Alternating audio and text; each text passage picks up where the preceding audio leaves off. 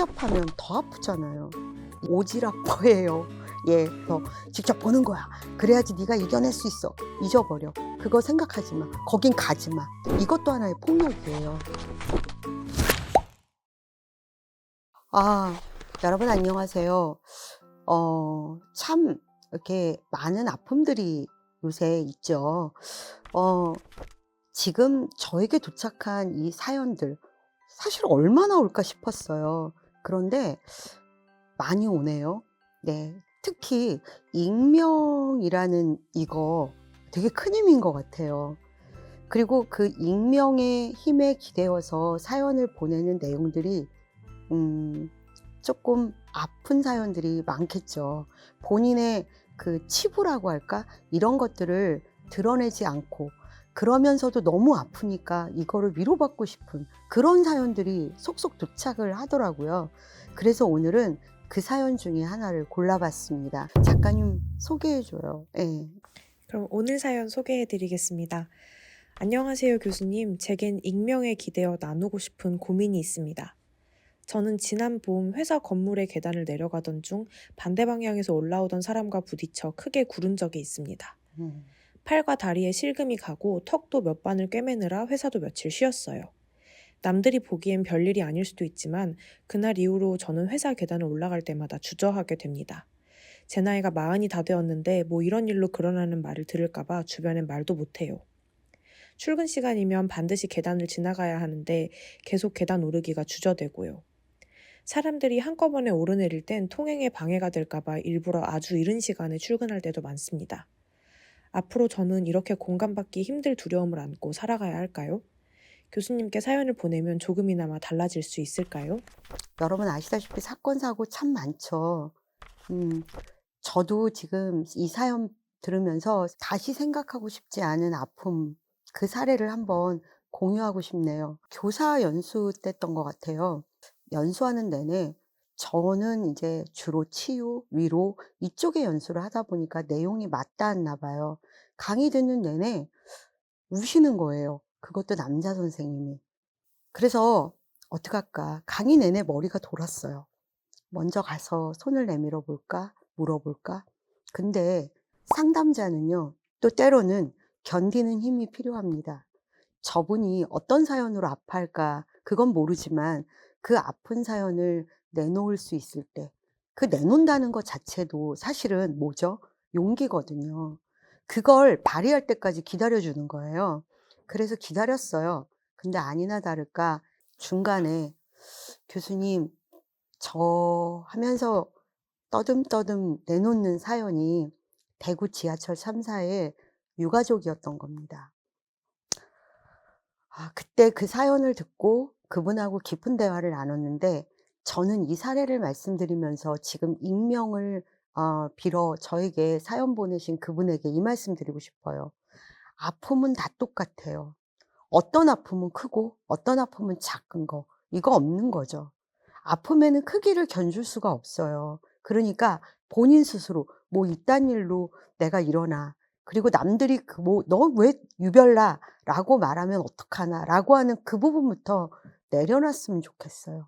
혹시 그러면 지금 이 사연을 보내신 분이 흔히들 말하는 외상후 스트레스 장애를 겪고 계시는 그런 상황일까요? 나눠 드려 볼게요. 보통 PTSD라고 하죠. 포스트 트라우마틱 스트레스 디스오더.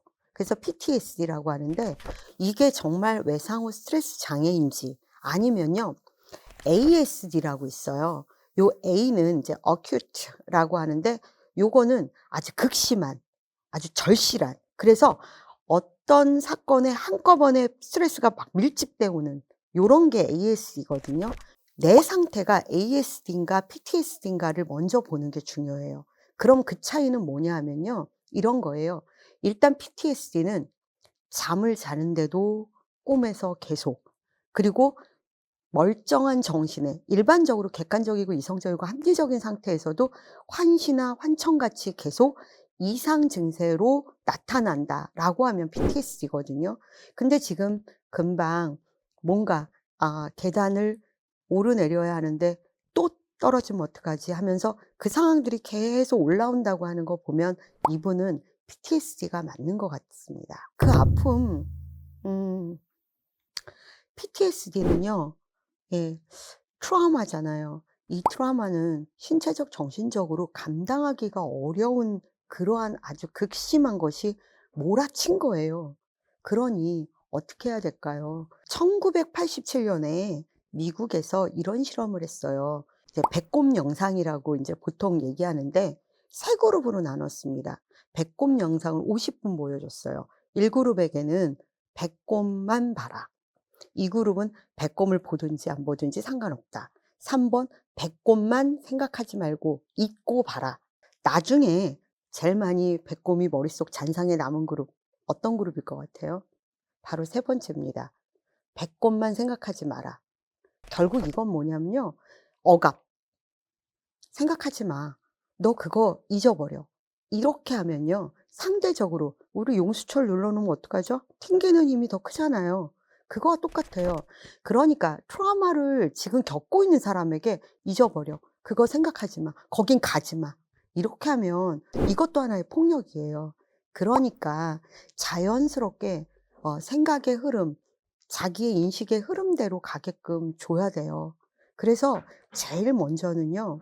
이 사건을 굳이 설명하지 않아도 알고 이것 때문에 고통받고 있는 사람의 마음을 같이 공감할 수 있는 사람 누굴까요? 제일 먼저는 가족이에요. 그래서 가족이 중요한 거예요. 가족이나 친지, 지인 이분들과 함께 이걸 놔야 돼요. 혼자는 트라우마는 견디기 힘듭니다. 그래서 가족 치료 내지 집단 치료를 하게끔 권하거든요. 용기 내셔서 "내가 이렇다. 지금 이것 때문에 힘들다."라고 먼저 얘기하시고 도와달라고 하는 게 맞습니다. 트라우마를 겪고 있는 사람에게 그 트라우마의 현장이나 아니면은 그 트리거가 됐던 요소들을 직접 마주하는 용기, 요런 부분에 대해서는 어떻게 원래 생각하시나요? PTSD 극복 방법 중에 1 번이에요 그게. 예. 그래서 현장을 가라. 근데 저는 좀 다른 게 저도 인제 얼마 전에 그 VR 실험하면서 VR이 치료에 되게 도움이 된다라는 영상을 봤어요. 근데 거기에서 인제 여러 가지 영상 속에 '와 도움이 되겠다.'라고 하는 게 있었는데 인제 교통사고 현장 거에 VR을 이렇게 도입한 장면이 있었는데 쓰자마자 이분이 교통사고에서 이렇게 몇 번 차 안에서 돌은 그런 영상이었는데 VR 쓰자마자 돌잖아요. 이 사람이 악 소리를 내더라고요. 아직 준비가 안 된 거죠. 그러니까 결국은요. 아까도 말씀드렸듯이 이거를 겪은 본인, 이 본인이 지금 어느 위치에 있느냐에 따라 달라요. 정말 아직도 생짜로 앓고 있어. 여러분 여기에 생으로 앓고 있는 지금 상처가 있어요. 이거 후벼파면 더 아프잖아요. 이게 꾸덕꾸덕 쪼끔 될 때까지 기다려 줘야죠. 그러니까 느닷없이 그런 사람 잡고 현장 가서 직접 보는 거야. 그래야지 네가 이겨낼 수 있어. 이거는 힘들지 않을까 저는 생각해요. 그러면 혹시 주변 지인들이 요런 아픔을 겪고 있는 사람에게 먼저 다가가서 상담을 권유한다거나 도움을 주겠다고 이야기하는 건 어떨까요? 아까 제가 말씀드렸듯이 그것도 사실은 오지랖퍼예요. 예. 견디고 기다리셔야 돼요. 아픔은 오롯이 본인 몫이에요.